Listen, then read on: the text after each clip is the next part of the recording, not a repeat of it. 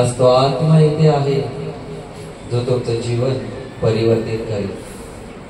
म्हणून आज देवाला भेट देऊया, आपण हृदयाने अर्पण करूया स्तुती आणि आराधनेचं पूर्ण अंतःकरणाने. दिल से आराधना करूं मैं, इस जुबान से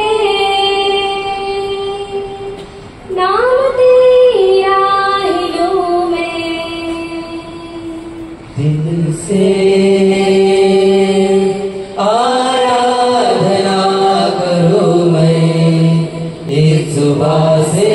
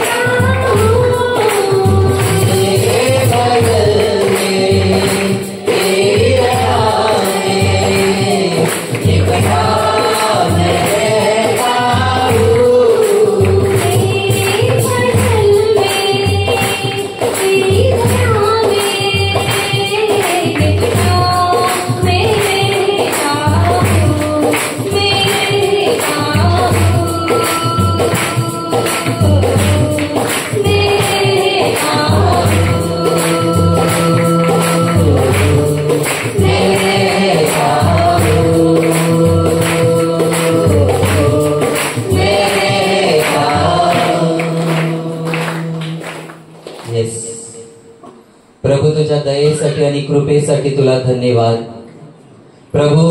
तुझ्या वेंगेत आम्हाला तू घेतलंय आणि आम्ही तुला मिठी मारून आहोत म्हणून आम्ही सुरक्षित आणि आशीर्वादित आहोत. सार्वकालिक जीवन ही भेट तू आम्हाला दिली म्हणून तुझ्या या प्रेमासाठी, तुझ्या दयेसाठी आणि तुझ्या कृपेसाठी प्रभू येशू तुला धन्यवाद धन्यवाद धन्यवाद.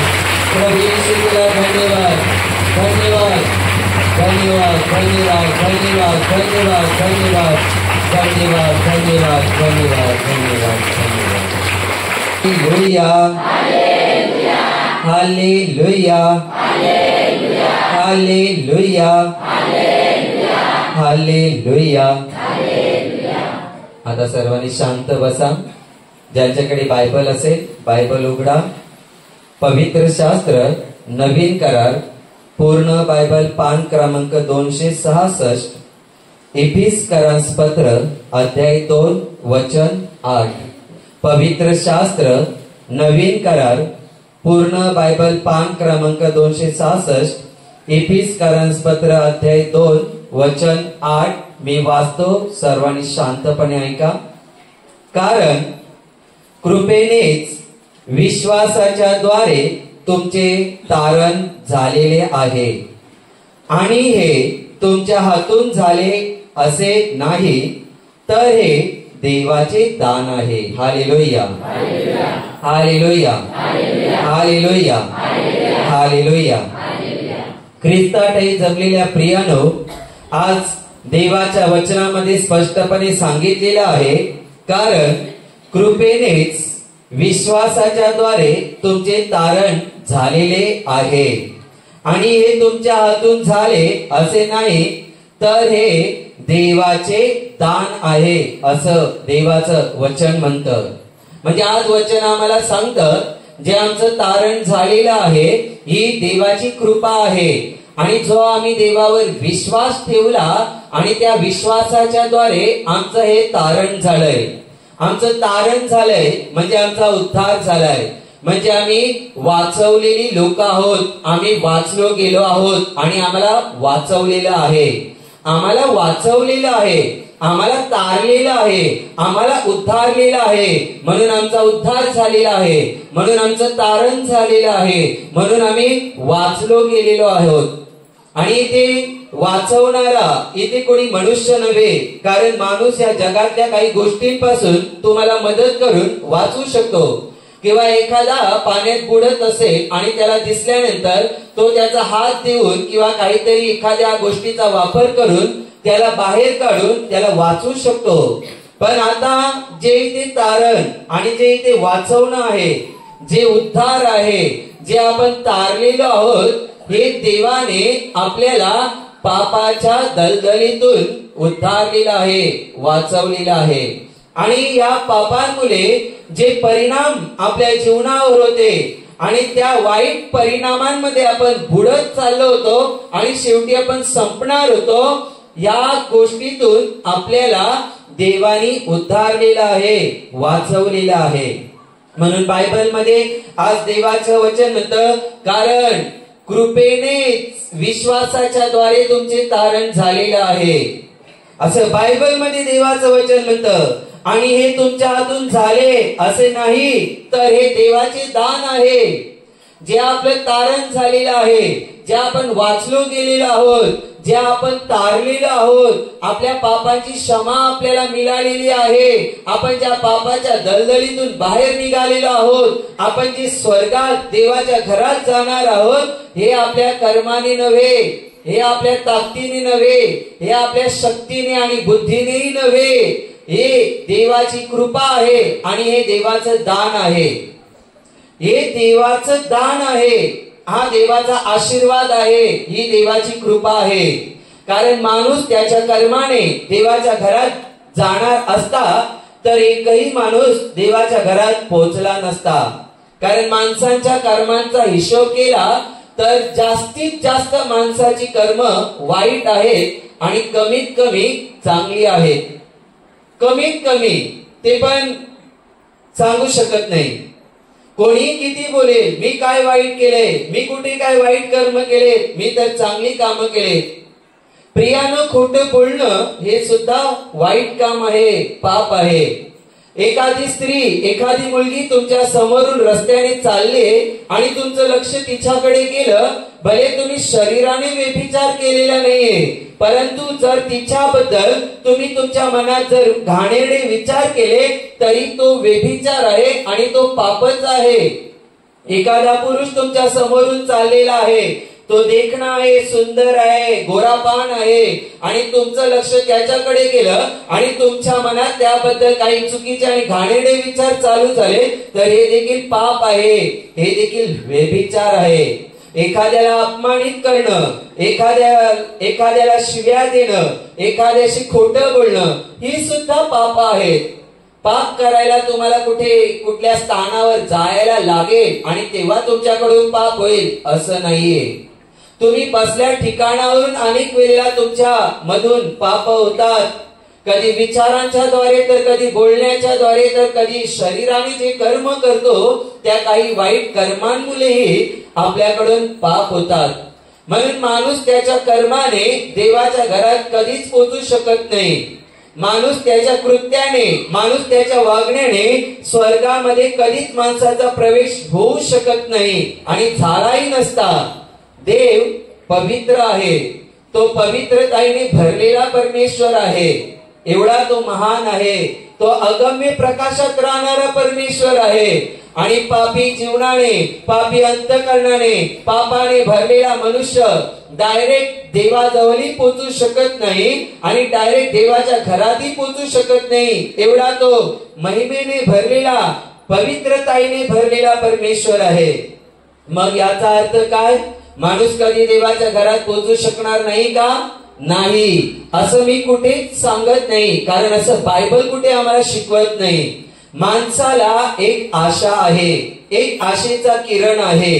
माणसाने जर परमेश्वरावर विश्वास ठेवला आणि त्याने दाखवल्या मार्गात चालायला लागला तर तुमच्याकडे एक धन्य आशा आहे. आणि जी देवावर तुमची आशा आहे ती आशा तुम्हाला लाजवीत नाही.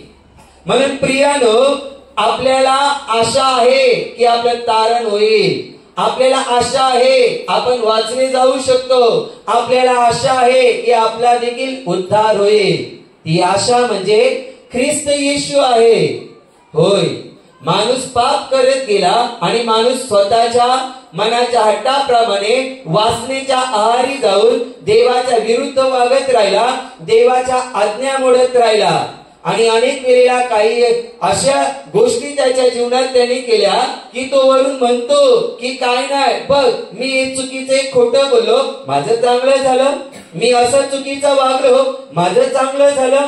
आणि माणसाला असं चांगलं चांगलं वाटत वाटत गेला आणि माणूस दिवसेंदिवस देवाच्या आज्ञेच्या विरुद्ध वागत गेला, देवाच्या आज्ञा मोडत गेला.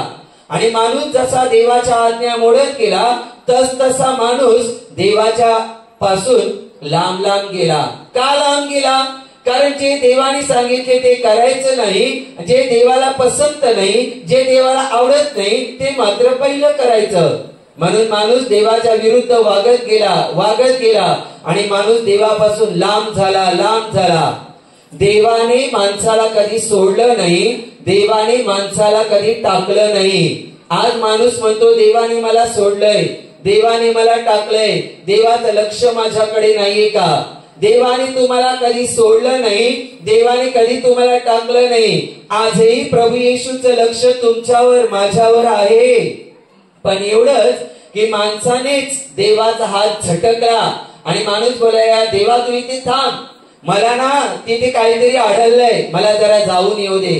आणि तिथे गेल्यानंतर ते स्थान पापाने भरलेलं आहे आणि माणूस त्या स्थानात, त्या ठिकाणी रमून जातो, देवाची आज्ञा मोडतो. एखाद्या वेळेला त्याला खोटी सही करायचे 5 लाख रुपये मिळणार असतात. तो जर तुम्ही देवावर विश्वास ठेवता आणि जर तुम्ही ते 5 लाखाचा तुम्हाला मोह येतो आणि तुम्ही खोटी सही करायला जाता तर याचा अर्थ तुम्ही देवाची आज्ञा मोडता. देवाला सांगता तू इथेच थांब, मी आलो, आणि तो येत नाही. त्याला सही करून 5 लाख रुपये मिळतात तर त्याला अजून मोह होतो आणि दिवसेंदिवस तो मोह पाशामध्ये इतका अडकतो की तो कधी देवापासून लांब जातो हे त्याला पण कळत नाही. आणि जेव्हा त्याला त्रास, दुःख आणि संकट, समस्या हे परिणाम दिसतात, भोगायला लागतात आणि त्याच्या पैशाने आणि त्याच्या बुद्धीने, त्याच्या ताकदीने त्याला सुटका मिळत नाही, तेव्हा कुठे त्याची अक्कल ठिकाणावर येते आणि त्याला देवाची आठवण येते. आणि मग तेव्हा विचार करतो की मला पुन्हा देवाजवळ जावं लागेल, मला देवाची गरज आहे आणि देवच मला याच्यातून बाहेर काढू शकतो. जसे इस्रायली लोकांनी मिस्र देशामध्ये इस्रायली लोकांनी जिवंत परमेश्वराला सोडलं आणि देवापासून लांब लांब गेले आणि त्यांच्या मनाच्या हट्टाप्रमाणे वागत गेले आणि त्यामुळे काय झालं, देवाची कृपा, देवाचे आशीर्वाद, देवाचं सामर्थ्य त्यांना अनुभवायच येईना आणि कालांतराने त्यांच्या जीवनावरती दुःख, संकट, जाच, छल मोठ्या प्रमाणात आला आणि तेव्हा त्यांना त्यांच्या कुठल्याही गोष्टीने, मार्गाने सुटका मिळेना, तेव्हा त्यांना जिवंत देवाची आठवण झाली आणि देवाकडे रडायला सुरुवात केली, प्रार्थना करायला सुरुवात केली, विलाप करायला सुरुवात केली, याचना करायला सुरुवात केली आणि देव आपला दयेने भरलेला परमेश्वर, त्याला दया आली लोकांवर. त्याला लोकांवर दया आली आणि त्याने मोशेला सांगितलं, माझ्या लोकांना जाऊन सांग, देवाने तुमचा विलाप, तुमचा आक्रोश, तुमचे दुःख, तुमचे शोक त्याने पाहिले आणि ऐकलेले आहेत. तो स्वतः तुम्हाला उद्धारायला आलेला आहे आणि देवाने त्याच्या महा सामर्थ्याने, त्याच्या शक्तीने त्या इस्रायली लोकांना मिस्र देशातून, फारोच्या गुलामगिरीतून आझाद केलं, मुक्त केलं.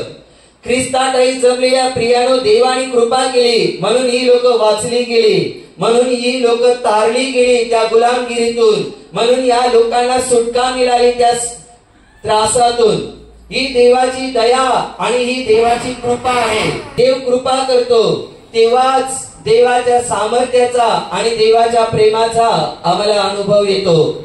उद्धारणारा देव आहे, तारणारा देव आहे. माणूस स्वतःच्या मर्जीप्रमाणे करत गेला आणि देवापासून लांब लांब लांब आणि दिवसेंदिवस माणूस पापामध्ये बुडत गेला, पापामध्ये बुडत गेला आणि दिवसेंदिवस माणूस पापाची शिक्षा भोगत गेला. त्याच्या जीवनावर पापाचे परिणाम दिसायला लागले आणि शेवटी तरी पण तो पश्चातापी हृदयाने बाहेर येईना, दिवसेंदिवस तेच करत गेला आणि शेवटी पापाची एवढी भयानक शिक्षा माणसाला मिळणार होती, ती म्हणजे नरक, अनंत काळ शिक्षा, अनंत काळ न विझणाऱ्या अग्नीमध्ये शिक्षा भोगायला मनुष्य नरकात, सैतानाच्या घरात पडणार होता.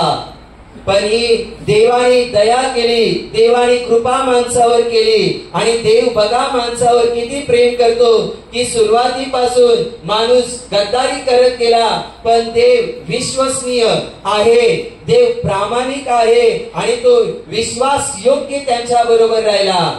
म्हणून ज्या ज्या वेळेला या लोकांनी पश्चाताप करून देवाला शरण आले, देवाच्या जवळ आले, त्या त्या वेळेला या लोकांवर देवाने कृपा केली. देवाने त्यांना पुन्हा त्याच्या जवळ घेतलं, पुन्हा त्यांना आशीर्वादित केलं, पुन्हा त्यांना त्यांच्या बंधनातून सोडवलं. आणि इथे परमेश्वराने एक योजना आखली आणि देवाने माणसाला या पापाच्या दलदलीतून सोडवायला एक योजना आखली आणि ऑलरेडी ती युगाच्या सुरुवातीला देवाने योजना आखून ठेवली होती. आणि परमेश्वराची ही कृपा आहे, जी योजना जी त्याने आपल्याबद्दल आखलेली, आपल्या तारणाकरिता, आपल्याला वाचवण्यासाठी. म्हणून परमेश्वर तो प्रकाशापासून निघालेला प्रकाश, देवाचा पुत्र प्रभू येशू ख्रिस्त या जगामध्ये मनुष्य रूप घेऊन अवतरला. कशाला आला? माणसाला तारायला आणि माणसाला वाचवायला आला.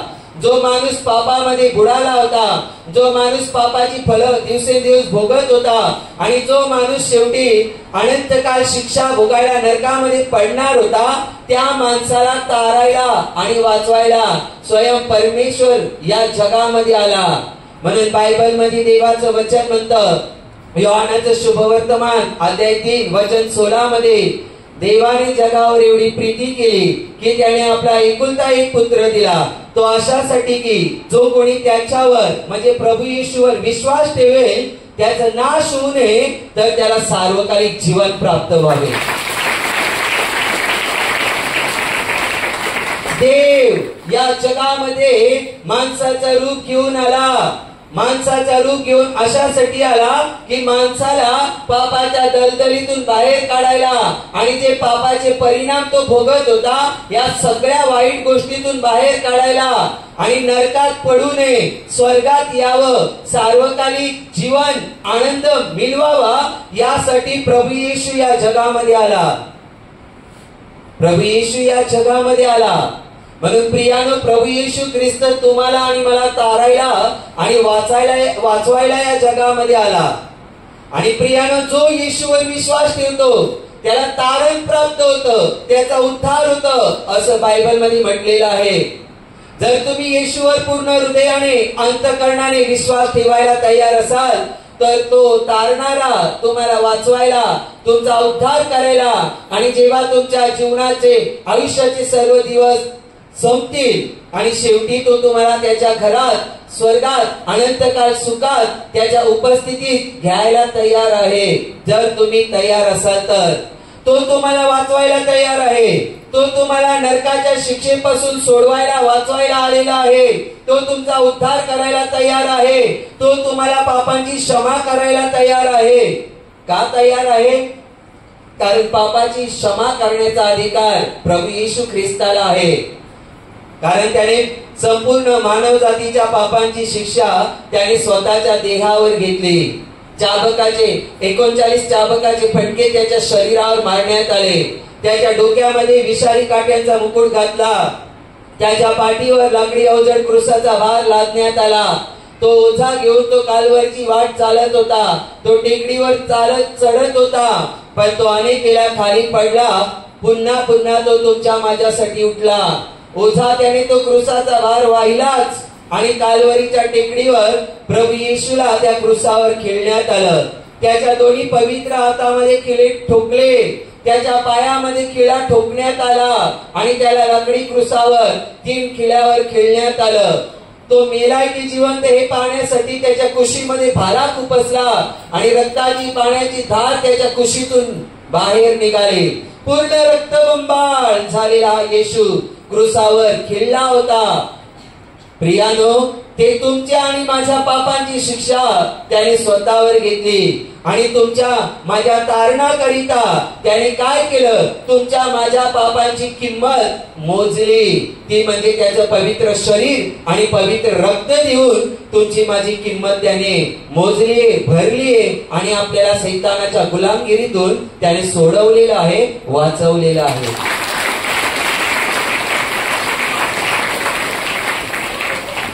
ही मुक्ती कोणासाठी आहे? हा उद्धार कोणासाठी आहे? ही मुक्ती आणि हा उद्धार प्रत्येक विश्वासणाऱ्यांसाठी देवाने दिलेला आहे. पण जो व्यक्ती हा उद्धार घेईल, ही मुक्ती घेईल, त्यालाच प्राप्त होईल. नाहीतर तुम्ही बोलाल, आज अनेक लोक जगामध्ये आहेत त्यांनी येशूवर विश्वास ठेवलेला नाही, त्यांचं काय? त्यांना प्रभू येशू कडून मुक्ती तेव्हाच मिळेल जेव्हा ते येशूवर विश्वास ठेवतील आणि येशूला त्यांचा उद्धार करता आणि प्रभू म्हणून मानतील, स्वीकारतील. तेव्हा तुम्ही जर येशूवर विश्वास ठेवलेला आहे, तुम्ही जर येशू ख्रिस्ताला तुमचा उद्धार करता आणि तारणारा म्हणून स्वीकारलेला आहे, तुमच्या पापांची क्षमा त्याने तुम्हाला दिलेली आहे. तुम्ही तारलेले आहात, कारण तुमच्या पापांची शिक्षा त्याने क्रूसावर घेतलेली आहे. तुमच्या माझ्या पापांची किंमत त्याने भरलेली आहे, ते म्हणजे त्याचं शरीर आणि त्याचं पवित्र रक्त देऊन. म्हणून जो येशूवर पूर्ण विश्वास ठेवतो आणि आपल्या अंतःकरणात विश्वास ठेवतो की देवाने तो माझ्यासाठी क्रूसावर मरण पावला आणि मरणातून 3ऱ्या दिवशी जिवंत उठला, तर त्याचं तारण होतं, त्याला उद्धार मिळतं, त्याला पापांची क्षमा मिळते. उद्धार मिळवण्यासाठी आम्हाला काय करावं लागेल पास्टर? उद्धार मिळवण्यासाठी म्हणजे पापांची क्षमा मिळवण्यासाठी, स्वर्ग प्रवेश होण्यासाठी, मुक्ती मिळवण्यासाठी आम्हाला काय करावं लागेल? तुम्हाला करावं लागेल तेच जे बायबल शिकवतं. रोमकरास पत्र अध्याय 10 वचन 9 मध्ये सांगितलेलं आहे, येशू प्रभू आहे असे जर तू आपल्या मुखाने कबूल करशील आणि देवाने त्याला मेलेल्यातून उठवलं असा आपल्या अंतःकरणात विश्वास ठेवशील तर तुझे तारण होईल. तुम्हाला उद्धार प्राप्त करण्यासाठी बायबल मध्ये देवाचं वचन म्हणतं की येशू प्रभू आहे असं आपल्या मुखाने कबूल कर, मान्य कर की येशू ख्रिस्त माझा प्रभू आहे आणि आपल्या अंतःकरणात आपल्या हृदयात विश्वास बाळग, विश्वास ठेव की तो माझ्यासाठी मरण पावला आणि देवाने त्याला मरणातून तिसऱ्या दिवशी जिवंत उठवलंय आणि तो युगानुयुग जिवंत आहे.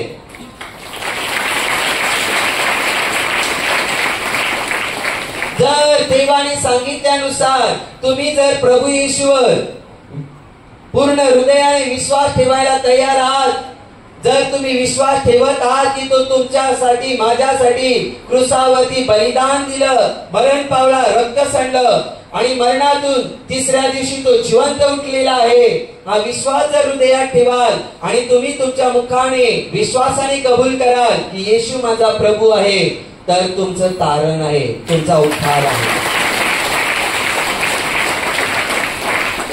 असं विश्वास बाळगणाऱ्याला देवाने उद्धार दिलेला आहे, देवाने त्यांचं तारण केलेलं आहे, देवाने त्यांना पापांची क्षमा दिलेली आहे. बायबल मध्ये देवाचं वचन म्हणतं, योहानाचं पहिलं पत्र अध्याय 1 वचन 7 मध्ये सांगितलेलं आहे, जसा तो प्रकाशात आहे तसे जर तुम्ही प्रकाशामध्ये चाललात तर तुमची त्याच्याबरोबर सहभागिता आहे आणि येशूचं रक्त तुमची सर्व पाप धुण्यास समर्थ आहे. जर आपण आपली पापे पदरी घेतली तर तो विश्वसनीय व न्यायी आहे, म्हणून आपल्या पापांची क्षमा करील व आपल्या सर्व अधर्मापासून शुद्ध करील असं वचन म्हणतं योहानाचं पहिलं पत्र अध्याय 1 वचन 9 मध्ये. म्हणून तुम्ही येशूवर विश्वास ठेवा, तुमची पाप पदरात घ्या आणि सांगा, प्रभू आजपर्यंत मी असली घाण काम केले, मला क्षमा कर. तो विश्वसनीय आहे, तो तुम्हाला क्षमा करेल आणि तुम्हाला तुमच्या अधर्मापासून शुद्ध करेल. देव विश्वसनीय आहे, माणसाचं माहिती नाही माणूस किती खरा आहे आणि किती विश्वासास योग्य आहे, पण देवाबद्दलच मला माहिती आहे, कारण तो सुरुवातीपासून विश्वसनीय आहे, आजही तो विश्वसनीय आहे आणि शेवटपर्यंत तो विश्वसनीयच आहे. म्हणून रोमकरास पत्रामध्ये देवाचं वचन म्हणतं, देव खरा आणि प्रत्येक मनुष्य खोटा ठरव. देव खरा आहे, माणसाचं काय घ्यायचं, माणूस आज लाखाच्या गोष्टी बोलेल, गोड गोड वचन देईल आणि कधी वेळ आली तर तो शब्द तोडून निघून जाईल, कळणार पण नाही. आज तुम्हालाही अनुभव आहे, किती लोक तुमच्याशी खरी बोलतात आणि किती खोटं बोलतात. आज एखाद्या पत्नीलाही अनुभव आहे तिच्या नवऱ्याचं आणि एखाद्या पुरुषालाही अनुभव आहे त्याच्या बायकोचं. किती लोक किती आपसात एकमेकाशी खरे आहेत. मुलांनाही अनुभव आहेत, आई वडिलांनाही अनुभव आहेत, मित्रांनाही अनुभव आहेत, अनेक म्हणजे प्रत्येक माणसाला अनुभव आहे माणसांचे की माणूस किती विश्वासयोग्य आहे.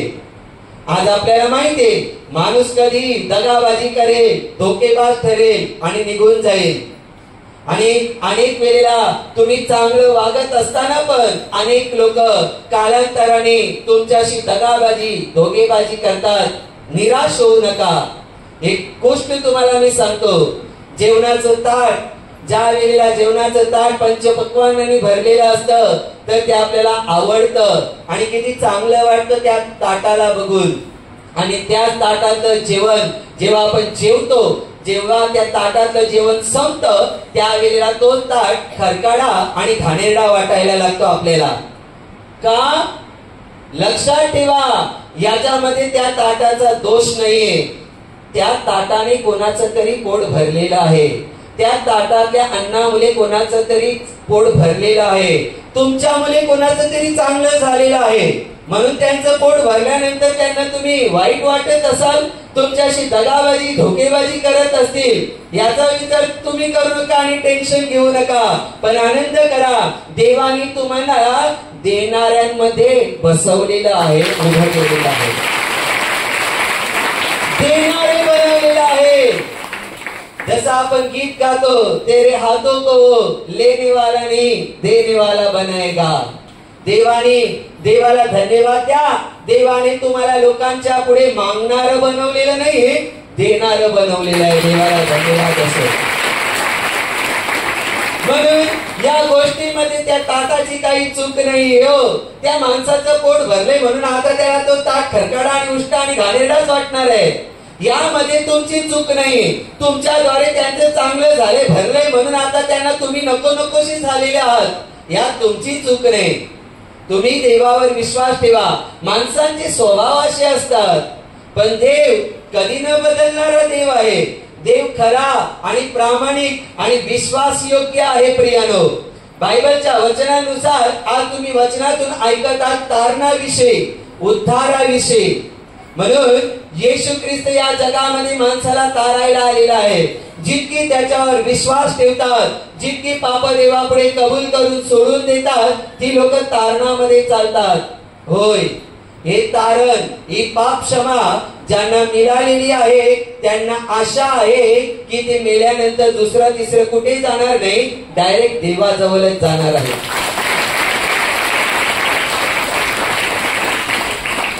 जे देवाने तुमचं तारण केलेलं आहे, जे देवाने तुमचा उद्धार केलेला आहे, ते तारण तुम्हाला शेवटपर्यंत टिकून ठेवायचं आहे.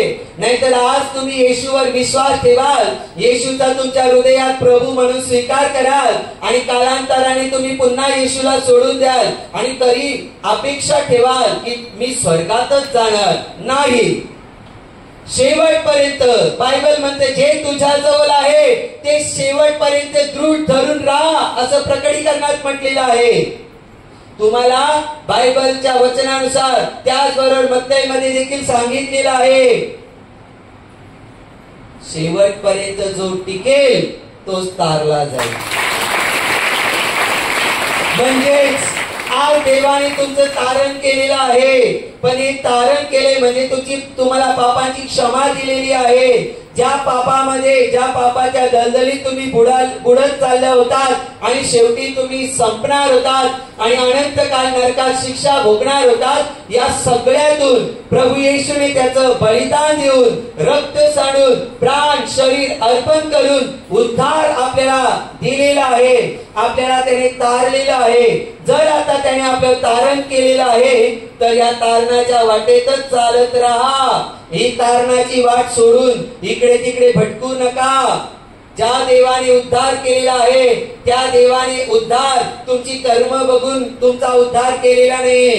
देवाने तुम्हाला पापांची क्षमा, तुमचं तारण, तुमचे सत्कृत्य किंवा तुमचे कर्म बघून दिलेलं नाहीये. जर तुमची सत्कृत्य, तुमची चांगली कामं बघून जर तुम्हाला स्वर्गात किंवा देवाजवळ घेणं असतं तर कुठल्याच माणसाचं तारण झालं नसतं. कोणीच स्वर्गात देवाच्या घरात देवाजवळ पोहोचलाच नसता. पण आज जी आपल्याला आशा आहे की शेवटी आम्ही देवाच्या घरात आणि स्वर्गातच पोहोचणार आहोत, ही आशा देवाच्या कृपेमुळे आहे.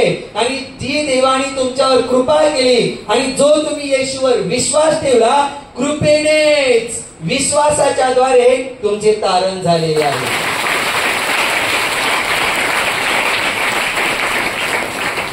देवाने तर कृपा केली ना, देवाने जी कृपा तुमच्यावर केली आणि जो तुम्ही विश्वास येशूवर ठेवला की तो माझ्यासाठी क्रूसावरती मरण पावला, बलिदान दिलं, रक्त सांडलं आणि देवाने त्याला मरणातून तिसऱ्या दिवशी जिवंत उठवलं, हा जो तुम्ही त्याच्यावर विश्वास ठेवलाय आणि तुम्ही तुमचा उद्धार करता आणि प्रभू म्हणून त्याला जो स्वीकारलेला आहे, ह्याच विश्वासाच्या द्वारे देवाने जी कृपा केली आणि त्या कृपेत तुम्ही जो देवावर ह्या सगळ्या गोष्टीत विश्वास ठेवला, त्या विश्वासाने तुमचं तारण झालेलं आहे.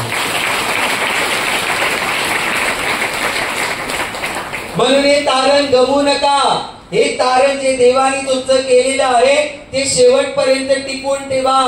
ज्या वेळेला प्रार्थना संपेल आणि तुम्ही इथून जाल त्या वेळेला जाता वेळी एकमेकीला काही वेगळं काही किंवा एकमेकाला काही वेगळं काही विचारत बसू नका.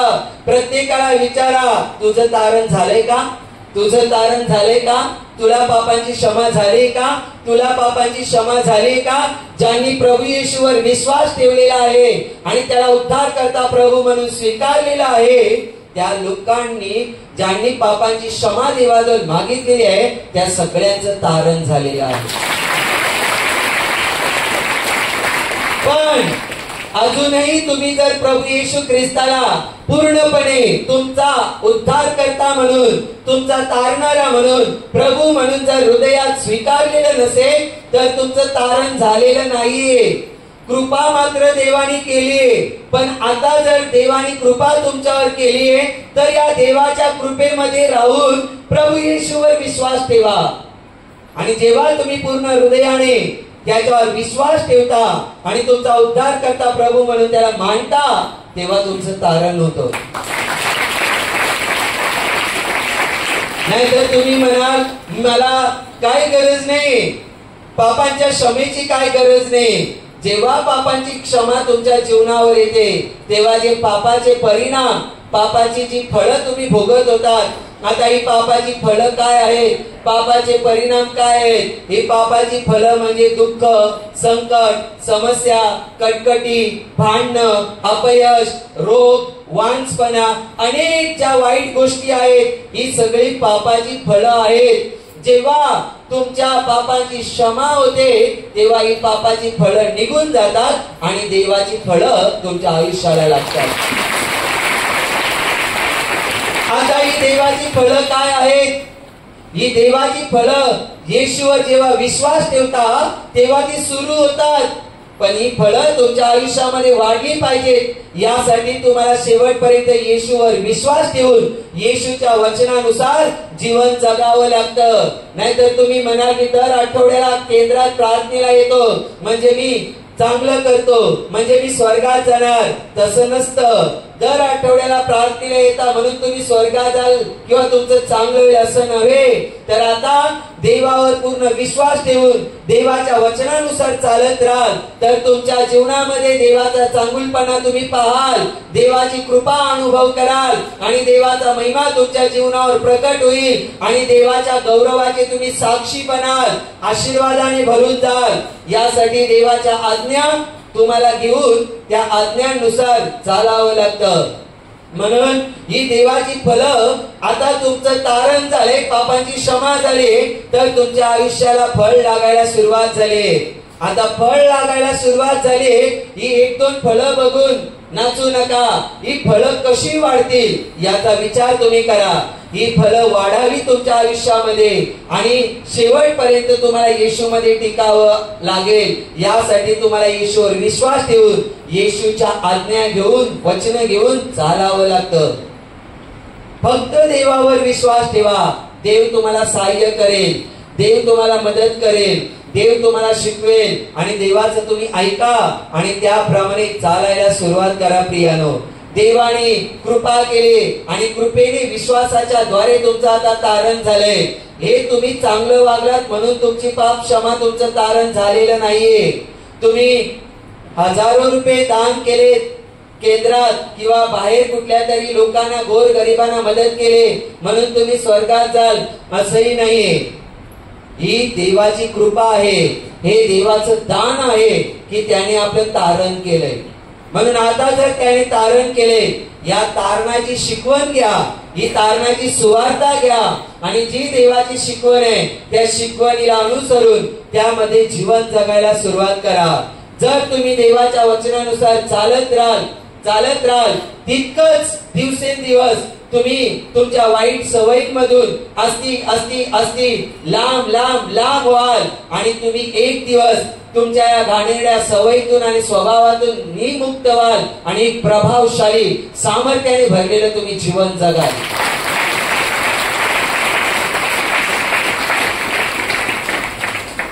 ही फळं तुमच्या आयुष्याला लागावी म्हणून आता तुम्ही तारलेले आहात तर आता तुम्ही देवाच्या आज्ञांना धरून चाला.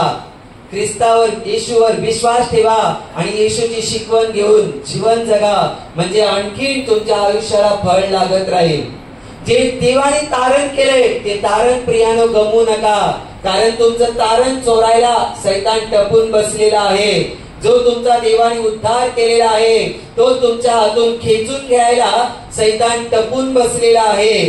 आणि जर तुम्ही त्याला वाव द्याल तर तो तुमच्या जीवनात कार्य करेल. म्हणून सैतानाला जागा देऊ नका तुमच्या जीवनामध्ये काम करायला. म्हणून मरेपर्यंत विश्वासू राहा, देवाला धरून राहा, देवा बरोबर आणि त्याच्या वचनामध्ये चालत राहा, म्हणजे सैतानाला तुझ्या जीवनावर अधिकार मिळणार नाही, तर तुला सैतानावर अधिकार मिळेल आणि तू येशूच्या नाव सैतानाला हकलवून लावशील, नाहीसा करशील तुमच्या जीवनामध्ये.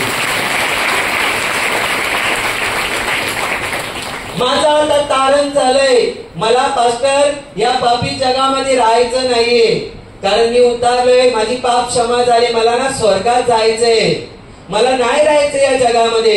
कारण इथून मी घरी गेलो किंवा इथून मी कुठे प्रवासाला गेलो तर माझ्याकडून कळत न कळत आणि कधी कधी जाणून बुजून पण पाप होतात आणि मी जाणून बुजून पण या जगातल्या मोहमायेमध्ये फसतो. मला नाही ब्रदर जगायचं, माझं तारण झालंय, मला स्वर्गात जायचंय.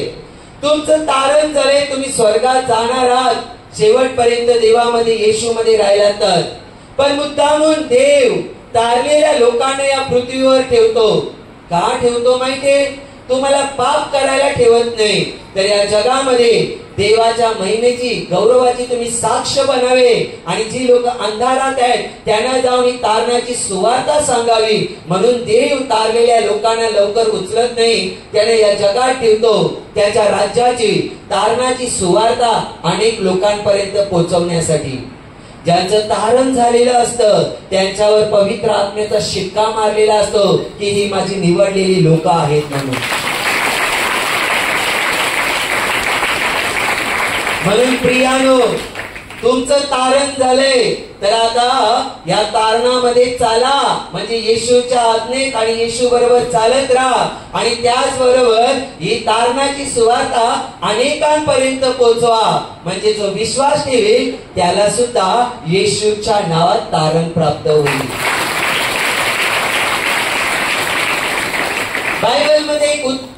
बायबलमध्ये एक उदाहरण मी तुम्हाला सांगतो. ज्या वेळेला व्यभिचार करत असताना स्त्री पकडण्यात आली आणि या लोकांनी त्या स्त्रीला पकडलं आणि प्रभू येशूकडे आणलं.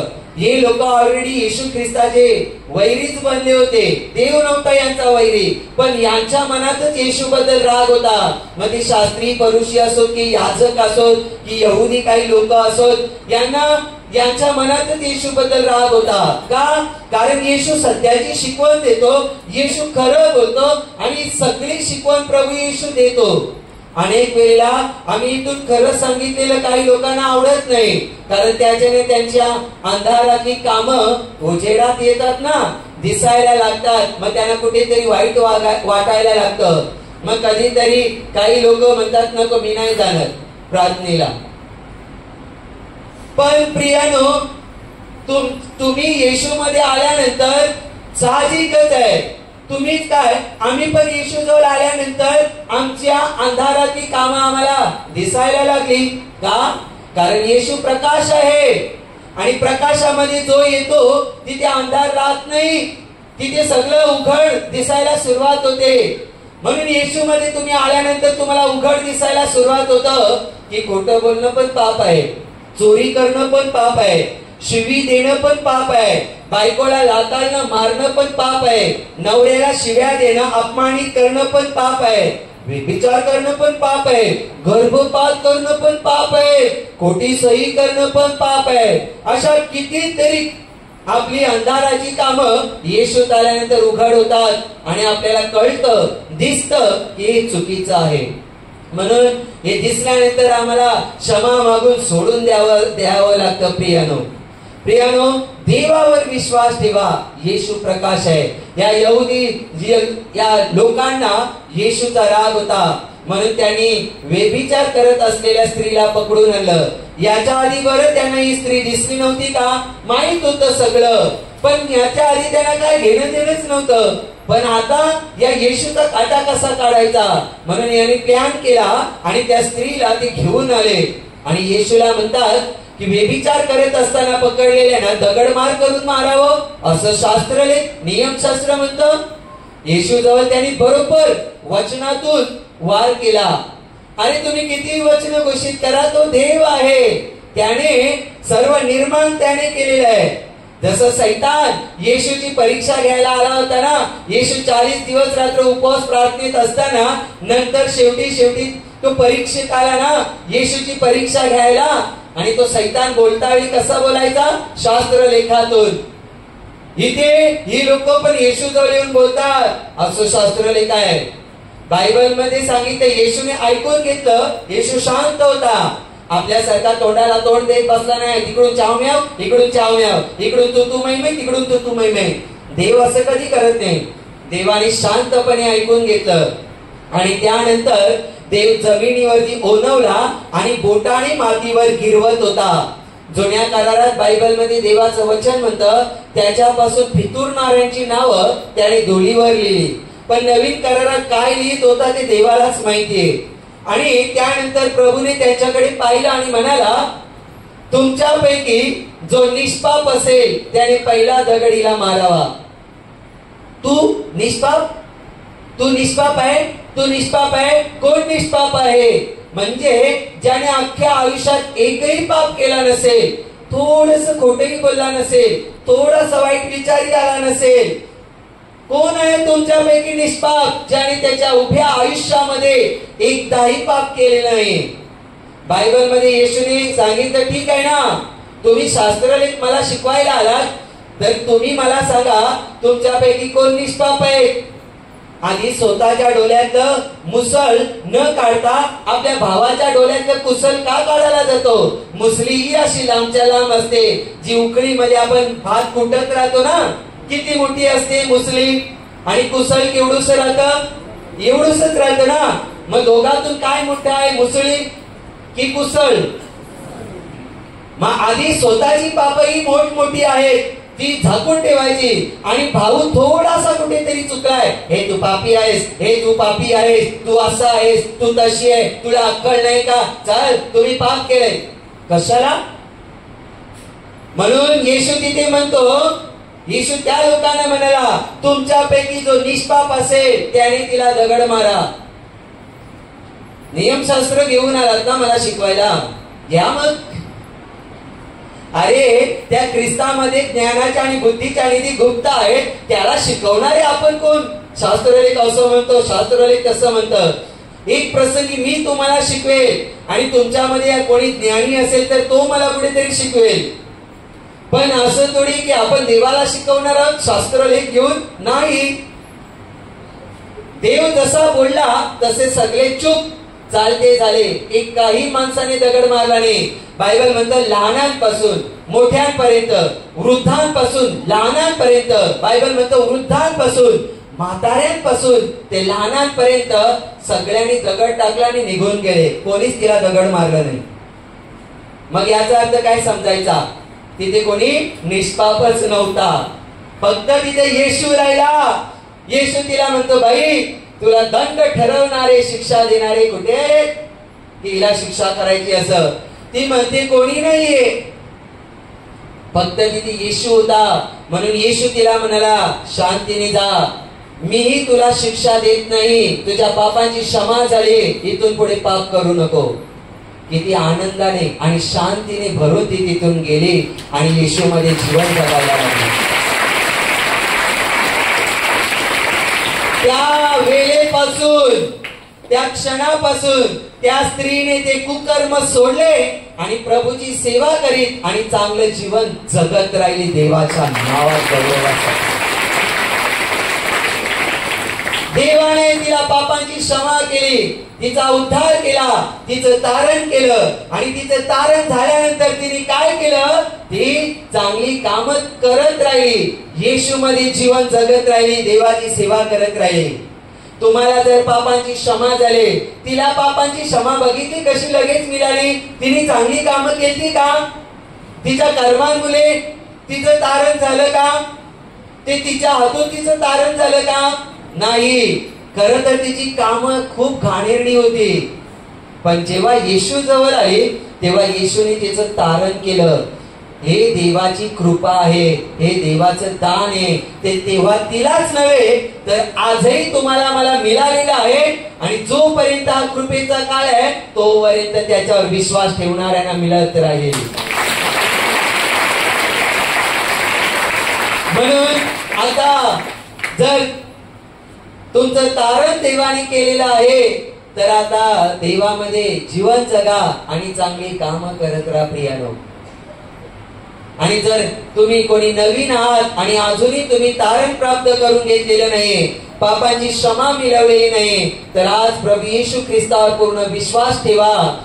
तुमचा प्रभू म्हणून त्याला स्वीकार करा आणि तुम्ही विश्वास ठेवा की तो तुमच्या तारणाकरिता क्रूसावर मरण पावला आणि देवाने त्याला मरणातून तिसऱ्या दिवशी जिवंत उठवलं, असं विश्वास ठेवा. आज जर एवढं तुम्ही कराल आणि तुमची पाप कबूल करून क्षमा मागाल तर आज तुमचं देखील तारण होईल येशूच्या नावात. अजून सुंदर असं उदाहरण दुसरं देईल मी बायबल मधून.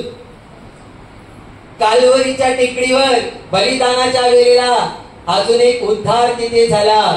येशूला ज्या क्रॉसवर लटकवलं होतं त्या येशूच्या त्या क्रॉसच्या उजव्या आणि डाव्या बाजूला दोन चोरांना देखील क्रूसावर लटकवलं होतं. आणि त्याचा एक चोर म्हणतो, तू देव आहेस तर स्वतःला पण वाचव आणि आम्हाला पण वाचव. आणि दुसरा चोर म्हणतो, अरे असं का म्हणतोस, आपण जे पाप केलं त्याची शिक्षा आपल्याला यथायोग्य आहे, पण याने तर काहीच केलं नाही तरी पण याला ही शिक्षा. तो दुसरा चोर म्हणाला, प्रभू तुम्ही तुमच्या राज अधिकाराने याल तेव्हा माझी आठवण ठेवा. बस एवढेच शब्द तो हृदयाने बोलला, पण एवढ्या शब्दामध्येच खूप मोठी प्रार्थना त्यांची लपलेली होती. आणि येशू ख्रिस्त त्याला तिथेच म्हणाला, मी तुला खचित सांगतो तू आजच माझ्या बरोबर सुख लोकात असशील.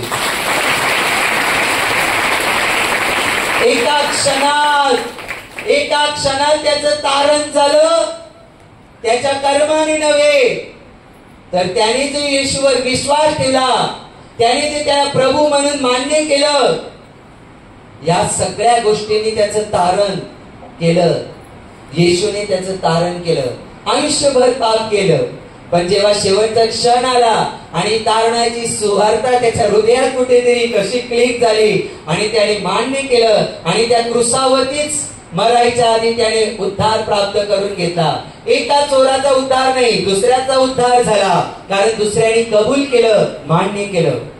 आजपर्यंत तुम्ही तुमच्या आयुष्यामध्ये खूप पाप केलेली असतील आणि पापाचा डाग तुमच्या अंतःकरणाला लागलेला असेल. मला तुम्हाला सांगायचंय, निराश होऊ नका.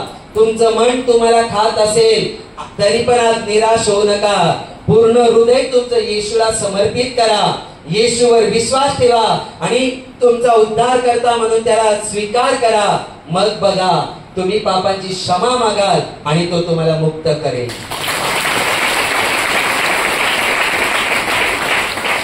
येशूचं रक्त तुमची सर्व पाप धुण्यास समर्थ आहे. आज जर तुम्ही पश्चातापी हृदयाने त्याच्याजवळ यायला तयार असाल आणि त्याच्यावर विश्वास ठेवायला तयार असाल, त्याला प्रभू म्हणून मानायला तयार असाल, त्याच्या बलिदानावर आणि पुनरुत्थानावर विश्वास ठेवायला तयार असाल तर आज तुमचं तारण आहे.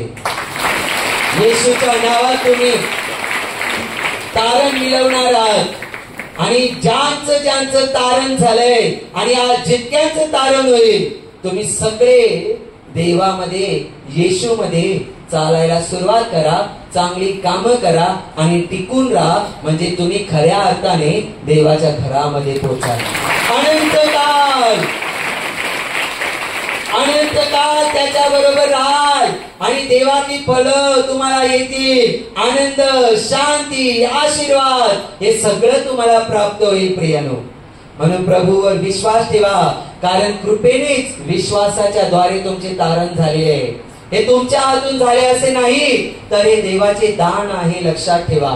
सर्वात महत्वाचं आणि मोठं दान काय आहे माहितीये, की त्याने त्याचा एकुलता एक पुत्र आपल्यासाठी दिलाय. हे सर्वात मोठं दान आहे, हे सर्वात मोठं वरदान आहे आणि हे सर्वात मोठा आशीर्वाद आहे की त्याच्याद्वारे आपलं तारण झाले. म्हणून हे आपल्या कर्माने नाही, हे देवाच्या कृपेने आपल्याला दिलेलं आहे. जर आता ते तुम्हाला दिलंय, टिकून ठेवा आणि त्यामध्ये चाला, म्हणजे प्रभूचा आनंद तुम्ही घ्याल आणि देवाचा गौरव करीत त्या तारणामध्ये जीवन. Hallelujah, hallelujah, hallelujah, hallelujah. देवाजवळ प्रार्थना करा,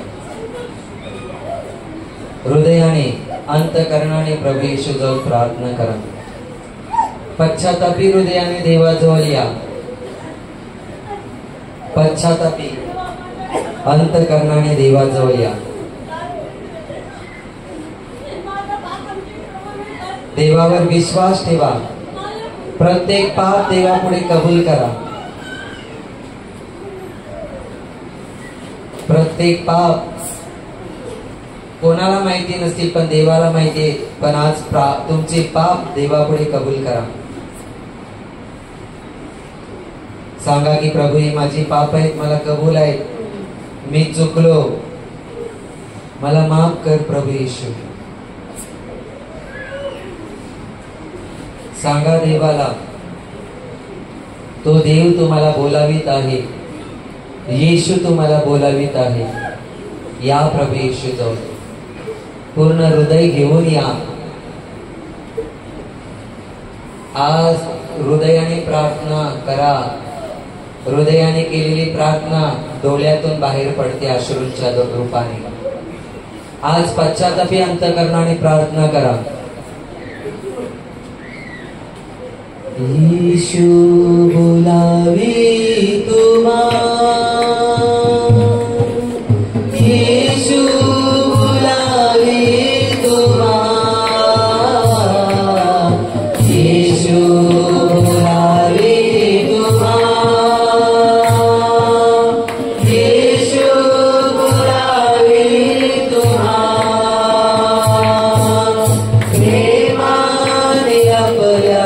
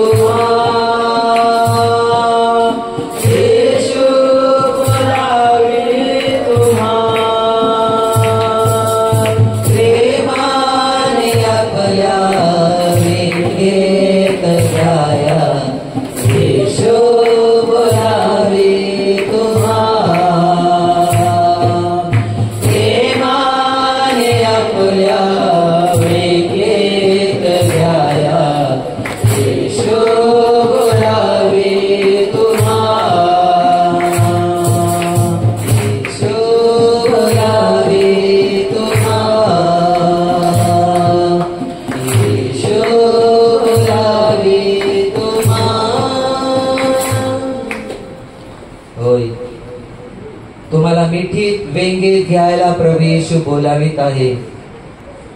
या देवाजवळ हृदय घेऊन देवाजवळ या आणि तुमचं मन तुमचं हृदय स्वच्छ करा. तुमच्या मनात तुमच्या हृदयात कसल्याही प्रकारची घाण ठेवू नका. तुम्ही काही व्यसन करत असाल तर सोडून द्या, क्षमा मागा, देवाजवळ प्रार्थना करा की मला सुटका दे, याच्यातून मला मदत कर. मी नाही करणार आता ही व्यसन. आज तुमचं मन शुद्ध करा. तुमच्या मनात गुणाविषयी राग असेल तो राग काढून टाका. तुमच्या मनातला घमंड, अहंकार, गर्व, स्वार्थ, कपट, मीपणा, सूड भावना, द्वेष भावना, कटुता काढून टाका. लीन आणि नम्र बना हृदयातून. जरी देव क्षमा करणारा परमेश्वर आहे, खरं आहे, पण तेवढंच खरं आहे की तुम्ही स्वतःला त्याच्या पुढे म्हणजे देवापुढे लीन आणि नम्र बनवा. आणि जे तुम्ही देवाचे मंदिर आहात ते शुद्ध करा. म्हणजेच तुमच्या मनातली घाण काढा. देव तुम्हाला त्याच्या रक्तात शुद्ध करेल. सोडून द्या स्वार्थ, घमंड, अहंकार सोडून द्या. क्षमा करा. वैरांनाही क्षमा करा. आणि तुमच्या मनात कोणाशी राग असेल तो राग काढून टाका. की मी हिला क्षमा करणार नाही, मी त्याला क्षमा करणार नाही, काढून टाका. कोणाचा चेहरा कोणी समोर तुम्हाला दिसल्यानंतर तुम्हाला राग येत असेल, तुमचं वागणं बोलणं बदलत असेल, चिडचिड होत असेल, तर तुमच्या मनात राग आहे त्यांच्याबद्दल, काढून टाका. देवाच्या वचनानुसार वैरांनाही क्षमा करा. तुमच्या भावाला क्षमा करा, बहिणीला क्षमा करा, पत्नीला क्षमा करा, पतीला म्हणजे नवऱ्याला क्षमा करा, तुमच्या बायकोला क्षमा करा, तुमच्या मुलांना क्षमा करा, आई वडिलांना, मित्रांना, मैत्रिणींना, तुम्ही जिथे कामाला जाता तिथल्या लोकांना किंवा कामातल्या बॉसला जर तुमच्या मनात राग असेल तर क्षमा करा. जर तुमच्या मनात तुमच्या शिक्षकांबद्दल राग असेल तरी क्षमा करा. कोणी तुमचं वाईट केलं असेल, कोणी तुम्हाला फसवलं असेल, कोणी तुमचं आयुष्य बर्बाद केलं असेल तरी पण क्षमा करा. प्रभूच्या वचनानुसार सगळ्यांना क्षमा करा. वैरांनाही क्षमा करा. आठवण करा तुमच्या मनात कोणाशी राग आहे. सासूला क्षमा करा, सासऱ्याला क्षमा करा, मामाला मामीला क्षमा करा, काकाला काकीला मावशीला क्षमा करा.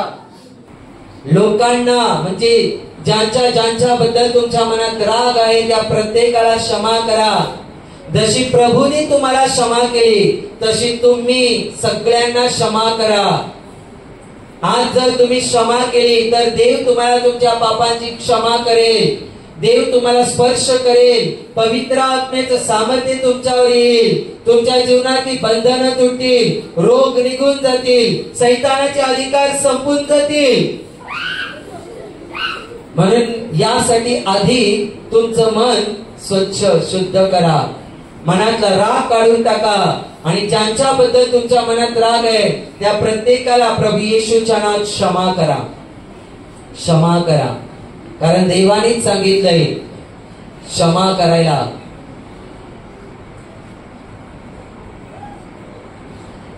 टच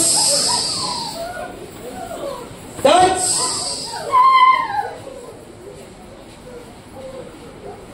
आता तुमच्यातून जे पाप झाले तो प्रत्येक पाप देवापुढे कबूल करा आणि सांगा, प्रभू ही माझी पाप आहेत, मला कबूल आहेत.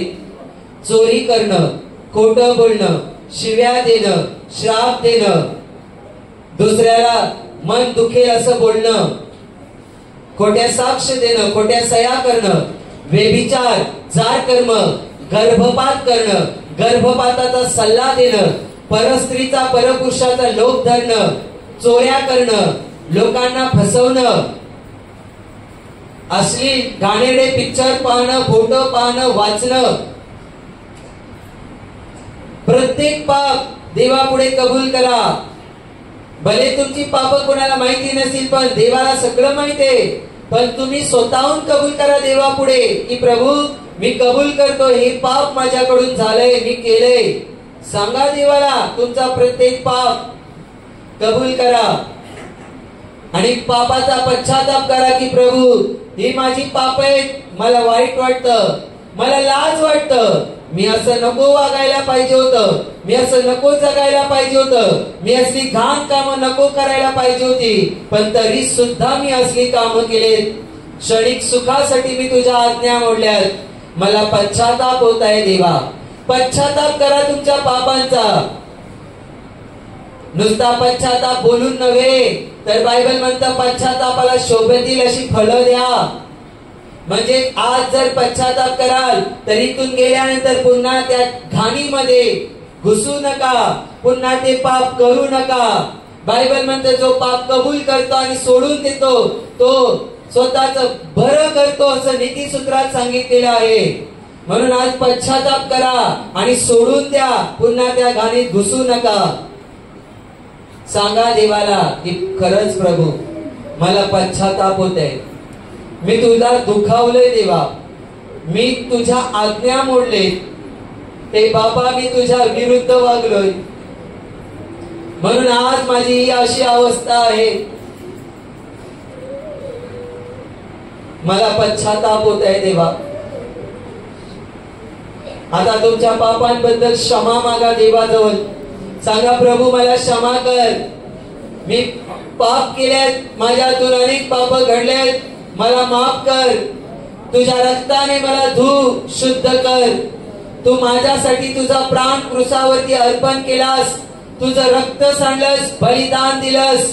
माझ्या पापांची किंमत तू मोजली, खंडणी भरली तुझं शरीर आणि रक्त देऊन. आणि मला तू या पापातून वाचवलंय, तारलंय, माझं तू तारण केले. माझा विश्वास आहे तुझ्या बलिदानावर, तुझ्या रक्तावर. तू माझ्यासाठी मरणातून तिसऱ्या दिवशी जिवंत उठला, माझा विश्वास आहे. मी तुला माझा प्रभू आणि उद्धारकर्ता म्हणून स्वीकार करतो. माझ्यावर दया कर, मला क्षमा कर. तुझ्या पवित्र रक्ताने मला अंघोळ घाल, मला शुद्ध कर, मला स्वच्छ कर प्रभू येशू. माझ्यावर दया कर, मला क्षमा कर प्रभू, मला क्षमा कर. माझ्या पाप्यावर दया कर, माझ्या पाप्यावर दया कर, माझ्या पाप्यावर दया कर, माझ्या पाप्यावर दया कर.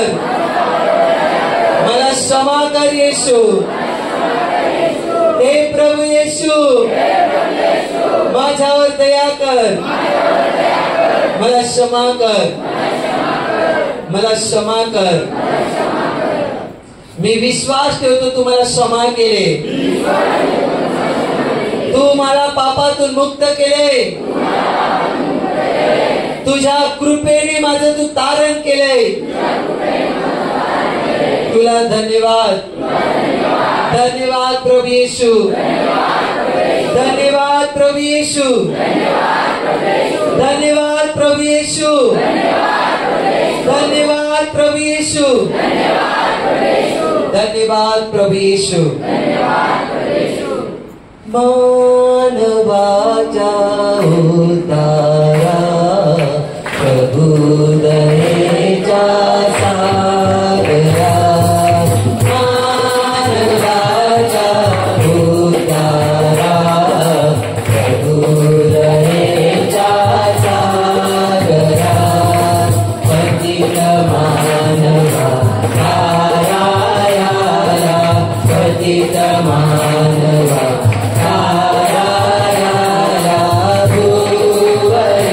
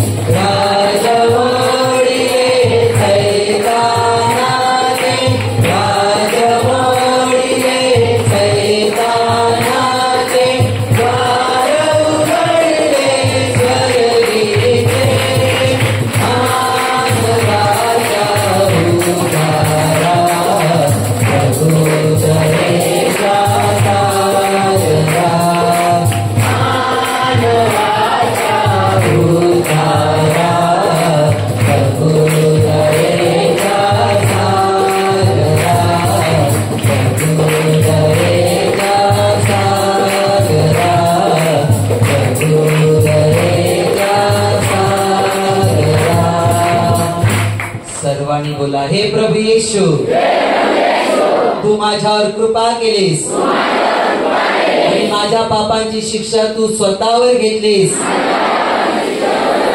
आणि माझ्या तारणाकरिता तुझा प्राण अर्पण केलास, बलिदान दिलंस, तुझं पवित्र रक्त सांडलंस आणि माझं तारण केलंस, म्हणून तुला धन्यवाद. प्रभू येशूच्या कृपेने, त्याच्या पवित्र रक्ताने, त्याच्या बलिदानाने माझं तारण झालंय. मी विश्वास ठेवतो, हे माझ्या कर्माने नव्हे तर माझ्या प्रभू येशूच्या कृपेने, त्याच्या बलिदानाने, त्याच्या पवित्र रक्ताने माझं तारण झालंय. येशूच्या नावात मी तारलेलो आहे. देवाने माझं तारण केलंय.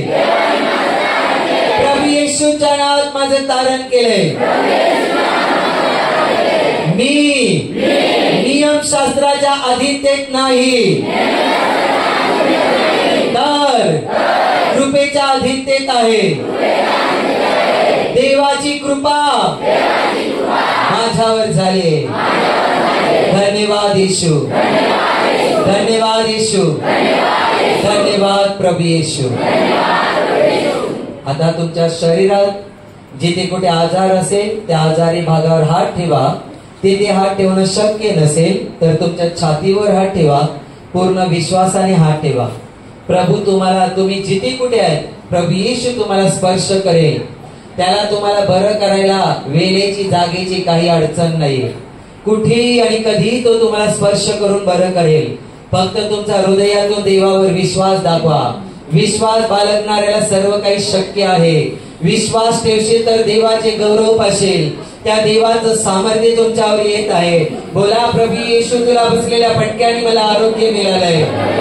बोला, विश्वासाने बोलत राहा, विश्वासाने बोलत राहा. तोंड उघडा. ज्याला बरं व्हायचं त्याने बोला की प्रभू येशू, तुला बसलेल्या फटक्याने मला आरोग्य मिळालंय. येशू, तुला बसलेल्या फटक्याने मी बरा झालोय. बोला, बोला. ज्याला बरं व्हायचं त्यांनीच बोला. ज्याला आशीर्वाद पाहिजे तेवढे बोलो. ज्याला बरं व्हायचं तो बोलो. प्रभू येशू, तुला बसलेल्या फटक्याने मला आरोग्य मिळालंय. मी बरा झालोय. येशू, तुला बसलेल्या फटक्याने मला आरोग्य मिळालंय. बोलत राहा. वचनाचं सामर्थ्य तुमच्यावर येत आहे. सामर्थ्य तुमच्यावर येत आहे. सामर्थ्य तुमच्यावर येत आहे. देवाच्या वचनाचं सामर्थ्य तुमच्यावर येत आहे. देवाच्या वचनाचं सामर्थ्य तुमच्यावर येत आहे. प्रभू तुम्हाला आता स्पर्श करत आहे, स्पर्श करत आहे. तुमचे आजार तुमच्या शरीरातून निघून जात आहेत. तुमचे आजार तुमच्या शरीरातून निघून जात आहेत. निघून जात आहेत, निघून जात आहेत, निघून जात आहेत, निघून जात आहेत, निघून जात आहेत, निघून जात आहेत, निघून जात आहेत. या क्षणाला वचनाचं सामर्थ्य उतरत आहे. वचनाचं सामर्थ्य उतरत आहे. काहीतरी घडत आहे. देव तुम्हाला स्पर्श करत आहे. देव तुमच्या जवळ आलेला आहे. तुमचे रोग येशूला बसलेल्या फटक्याने निघून गेले, निघून गेले, निघून गेले. येशूच्या नावात देवा, येशूला बसलेल्या फटक्याने यांना आरोग्य मिळाले. आज पुत्राच्या तळीपिताचा गौरव होईल. पुत्राच्या तळीपिताचा गौरव होईल. तुमचे आजार निघून जात आहेत, निघून जात आहेत. तुमचे दुःख निघून जात आहेत. तुमची संकट निघून जात आहेत. सैतानाचे अधिकार निघून जात आहेत. सैतानाचा प्रत्येक काम, सैतानाचे डावपेच येशूच्या नावात नष्ट होत आहेत, नष्ट होत आहेत. पवित्र आत्म्याचं सामर्थ्य उतरव. पवित्र आत्म्याचं सामर्थ्य तुमच्यावर उतरव. पवित्र आत्म्याचं सामर्थ्य तुमच्यावर उतरव. या क्षणाला देवाचा स्पर्श, देवाचा स्पर्श तुम्हाला, देवाचं सामर्थ्य तुमच्यावर उतरव. देवाचं सामर्थ्य तुमच्यावर उतरव. बघा, देव तुम्हाला आता बरं करत आहे, बरं करत आहे, बरं करत आहे. येशूचं वचन तुम्हाला बरं करत आहे. येशूचं वचन तुम्हाला बरं करत आहे. तुमच्या शरीरातील प्रत्येक आजार प्रभू येशूच्या पवित्र नावात नष्ट होत.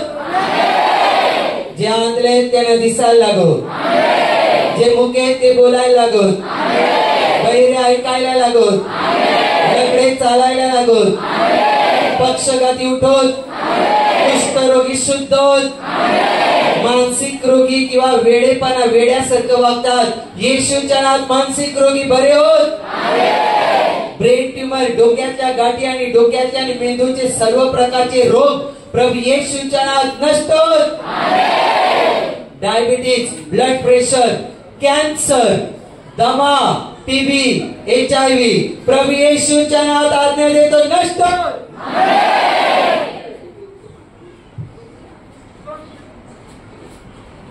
ज्यांना मूलव्याधीचा आजार आहे तो मूलव्याधीचा त्रास निघून जाओ, मूतखड्याचे आजार नष्ट होत, ज्यांच्या किडण्यांमध्ये स्टोन मूतखडे आहेत येशूच्या पवित्र नावात आज्ञा देतो ते नष्ट होत, त्यांचं पाणी पाणी होऊन निघून जावत, येशूच्या नावात ते खडे पडत पडत पडत.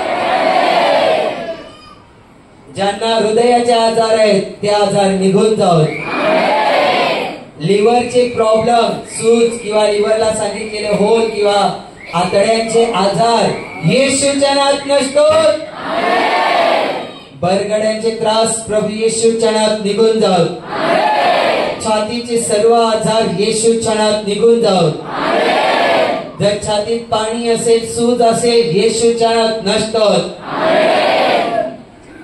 ज्यांना पोटाचे आजार आहेत, कसलाही आजार असो, पोटात दुखणं, कळ मारणं, चमका निघणं, गोळा फिरणं प्रभू येशूच्या नावात नष्ट होत. ज्या स्त्रियांना मासिक पाळीचे आजार आहेत किंवा ओटी पोटात त्रास आहेत, गर्भपिशवीला आजार आहेत, गर्भधारणेचे त्रास आहेत, म्हणजे गरोदर अजूनपर्यंत त्यांना दिवसच गेले नाहीत, गर्भधारणेला त्यांना त्रास आहेत, आजार आहेत, येशूच्या नावात निघून जावं.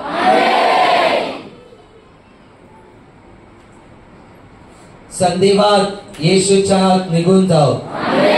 ज्यांच्या अंगावरती काळे सफेद डाग असते ते डाग निघून जावत, ज्यांच्या अंगावरची जखमा असते त्या जखमा सुकवत, ज्यांच्या अंगावरची सूज असेल ती सूज निघून जावं, ज्यांच्या अंगात ताप असेल तो ताप निघून जावं, ज्यांचे सांधे दुखतात किंवा शरीराची हाडं दुखतात प्रभू येशूच्या नावात ते दुखणं निघून जावं.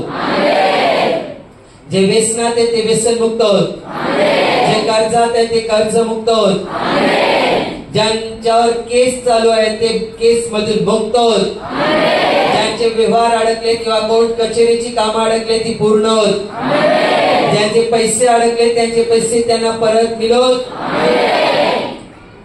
ज्यांना 2 चाकी 3 चाकी 4 चाकी गाडी घेण्याची इच्छा आहे प्रभू येशू त्यांची इच्छा पूर्ण करत, ज्यांना मूलबाळ नाही देव त्यांना मूलबाळ देव, ज्यांना नोकरी काम धंदा नाही देव त्यांना नोकरी देव किंवा स्वतःचा बिझनेस देव, ज्यांचे काम धंदे आहेत बिझनेस आहेत ते अजून फलद्रूप होत, ज्यांच्या घरात भांडण आहे त्यांच्या घरात प्रभू येशूची शांती हो, ज्यांच्या घरात जीवनात शरीरात सैतानी शक्तीचे त्रास आहेत, अशुद्ध आत्मे, जादू टोणे, करणी बाधा, तंत्र मंत्र, चेडे प्रभू येशूच्या नावात आज्ञा देतो त्यांच्या शरीरातून आणि त्यांच्या घरातून जीवनातून निघून जाओ.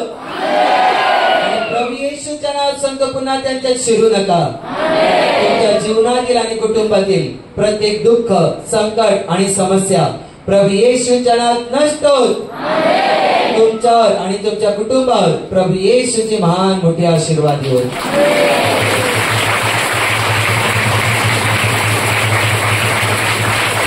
आपण देवाला गाण्याद्वारे उंचावूया. धन्यवाद येशूला, धन्यवाद येशूला, धन्यवाद येशूला, धन्यवाद येशूला, धन्यवाद येशूला. हालेलुया. राजांच्या राजाला, प्रभूंच्या प्रभूला, धन्यवाद येशूला.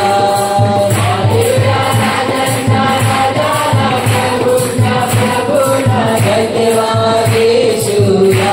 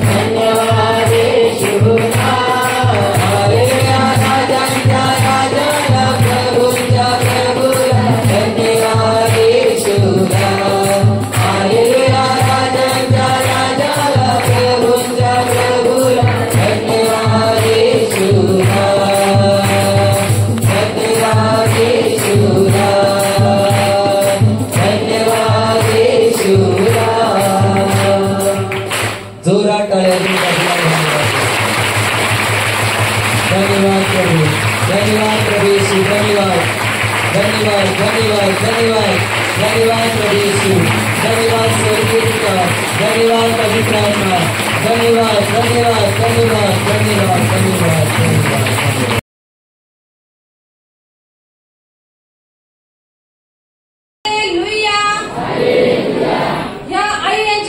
सांगत आहे, हे सांगतात गेले 2 महिन्यापासून यांचे डोळे दुखत होतं, यांना व्यवस्थित दिसत नव्हतं, डोळ्यातून पाणी येत होतं। यांनी विश्वास आणि आशीर्वादाचा वापर केला, देवाकडे प्रार्थना केली, देवाने आईला स्पर्श केला, त्या डोळ्याला स्पर्श केला, आता यांना व्यवस्थित दिसते, डोळ्यातून पाणी निघत नाही, डोळे दुखाचे पूर्णपणे थांबले, म्हणून देवाचे आभार मानतात।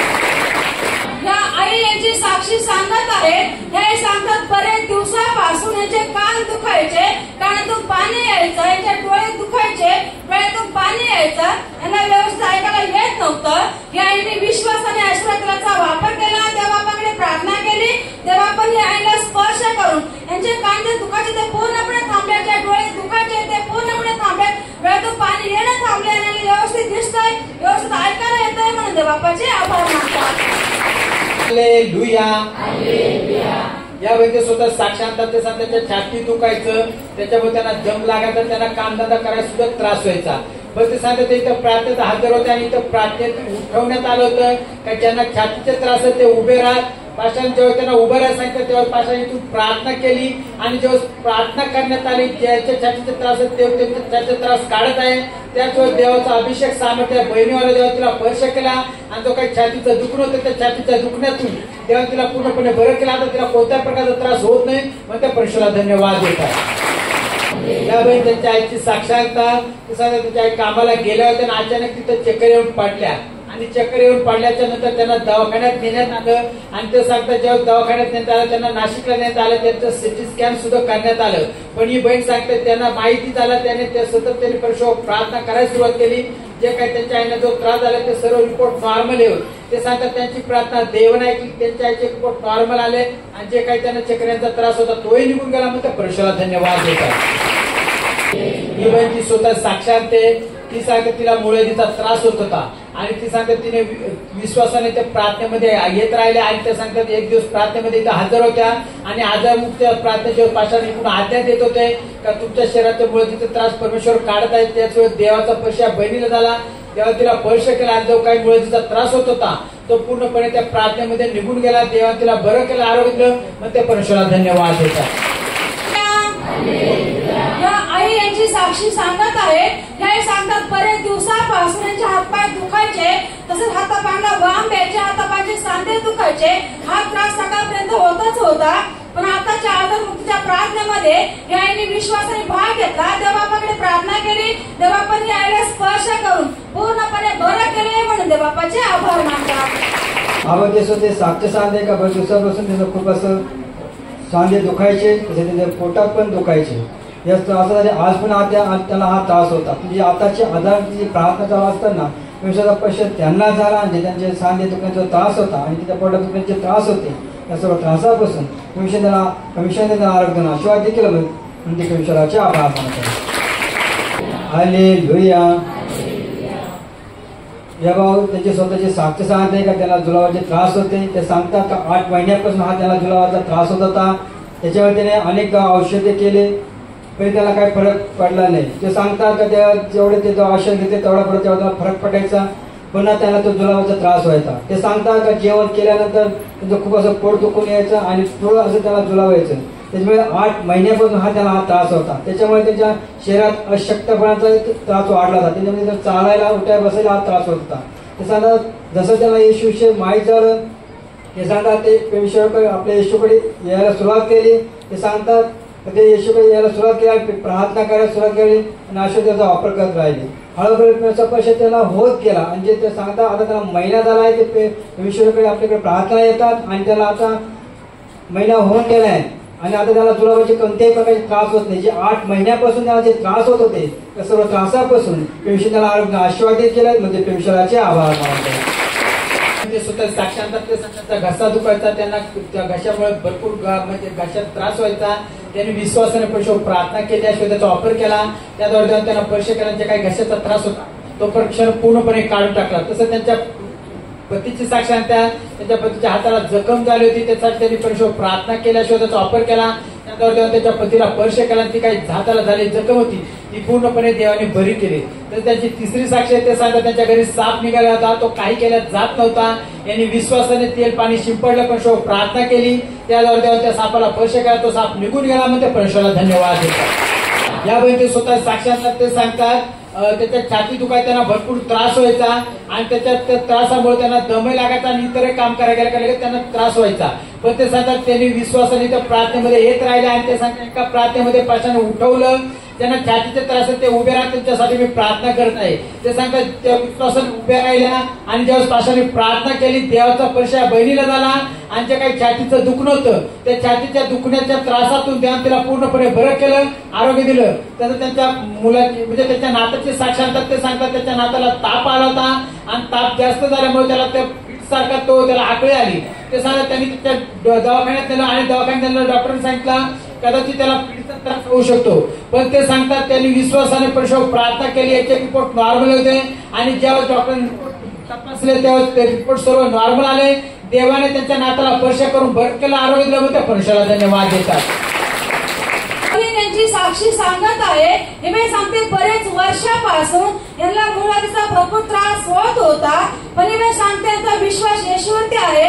या दवाखान्यात न जाता औषधोपचार न करता प्रार्थनेला येत राहिल्या, येशूवरती विश्वास ठेवत राहिल्या, आशीर्वादाचा वापर केला, देवापाने यांना स्पर्श केला.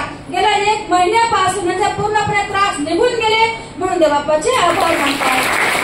जेव्हा ते स्वतः साक्ष सांगता कधी 15-16 वर्ष असताना त्यांच्या पोटामध्ये खूप अशी कळ लागून यायची आणि त्याच्यामुळे हा त्रास त्यांना सतत व्हायचा. जेव्हा जेव्हा ते जड काम करायचे तेव्हा तेव्हा त्याला तो खूप त्रास होता. पण त्यांनी युवासाहेबाला नाव दिलं आणि त्या युवासाहेबामध्ये त्यांची समस्या पास्टरला सांगितली आणि पाचनतेसाठी विषय प्रार्थना केली.